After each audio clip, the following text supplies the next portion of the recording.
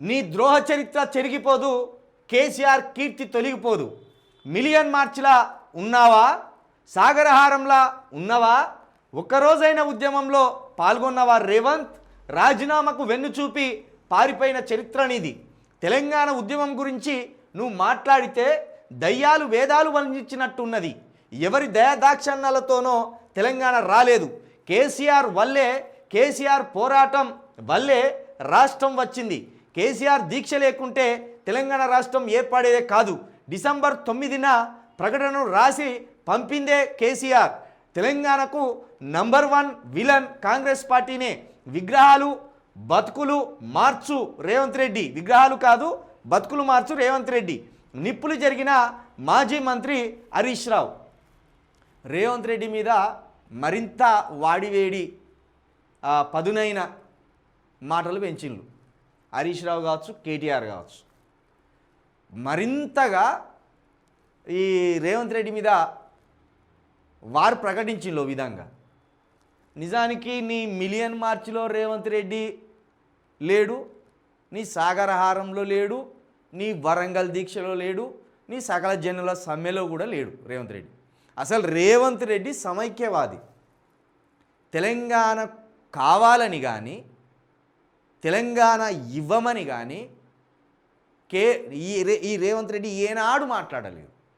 పచ్చి సమైక్యవాది, ఆంధ్ర నాయకుల తొత్తు 100% రేవంత్ రెడ్డి గారు, అందులో నో డౌట్. ఎందుకంటే తెలంగాణ వచ్చిన తర్వాత కూడా ఎమ్మెల్సీలను కొనాలని ఆయన డబ్బులు పట్టుకొని పోయిందంటేనే ఆయన తెలంగాణకు ఎంత వ్యతిరేకమో అర్థం చేసుకోవాలి.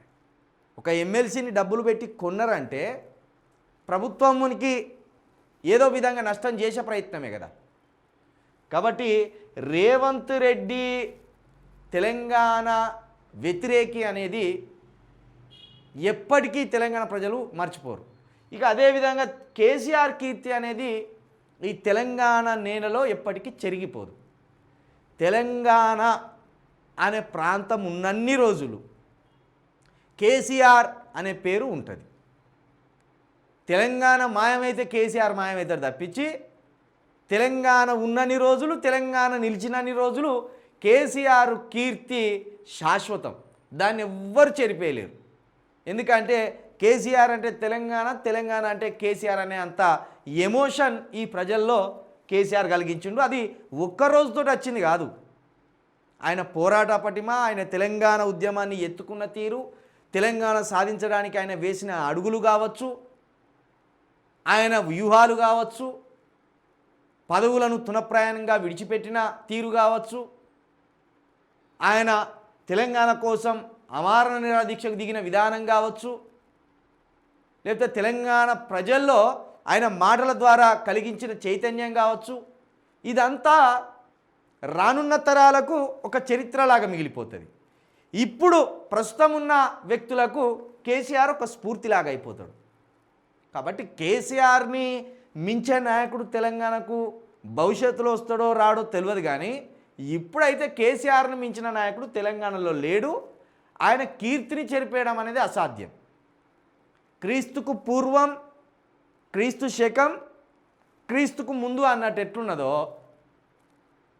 ఇప్పుడు కేసీఆర్కు ముందు, కేసీఆర్ తర్వాతనే మాట్లాడుకుంటాం తెలంగాణ చరిత్రను. ఎవరు మాట్లాడుకున్నాం కేసీఆర్కు ముందు, కేసీఆర్ తర్వాతనే మాట్లాడుకుంటాం.